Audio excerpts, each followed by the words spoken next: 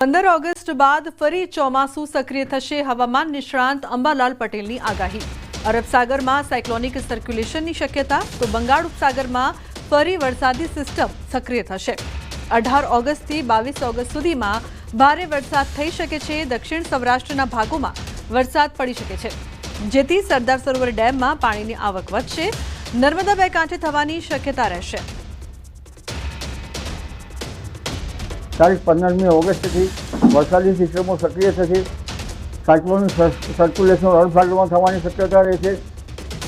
બંગાળ ઉપસાગરમાં પણ તારીખ 17 ઓગસ્ટથી મજબૂત સિસ્ટમ બનશે. એટલે અરબ સાગરની સિસ્ટમના કારણે તારીખ 19, 20, 21, 22માં દક્ષિણ સૌરાષ્ટ્રના ભાગોમાં ભારેથી ધીમારો વરસાદ થવાની શક્યતા રહેશે.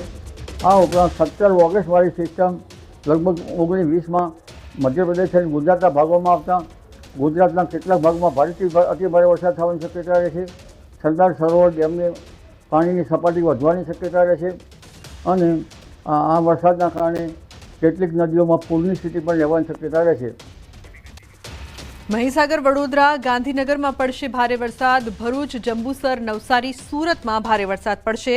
તાપી નદીનું જળસ્તર વધવાની શક્યતા રહેશે. દક્ષિણ ગુજરાતમાં ભારે વરસાદની શક્યતા.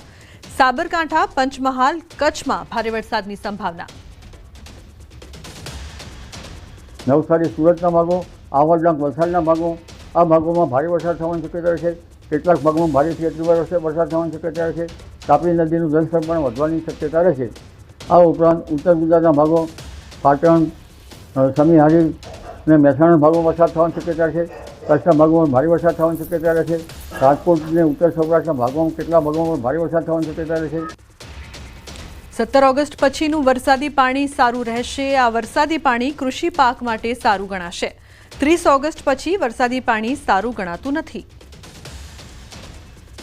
પરંતુ તારીખ 17 ઓગસ્ટ પછીનું વરસાદી પાણી કૃષિ કાર્યો માટે સારું ગણાશે. 30મી ઓગસ્ટ પછીનું વરસાદી પાણી કૃષિ પાકો માટે સારું ગણાતું નથી. એટલે ખેડૂત ભાઈઓ કૃષિ કાર્યો વરાપ તય કરવા સારા રહે. એટલે હવે જે વરસાદની સ્થિતિ છે જે 13-14માંથી MGO ફેઝ 2માં આવતા રાજ્યના ભાગોમાં વરસાદી સિસ્ટમો સક્રિય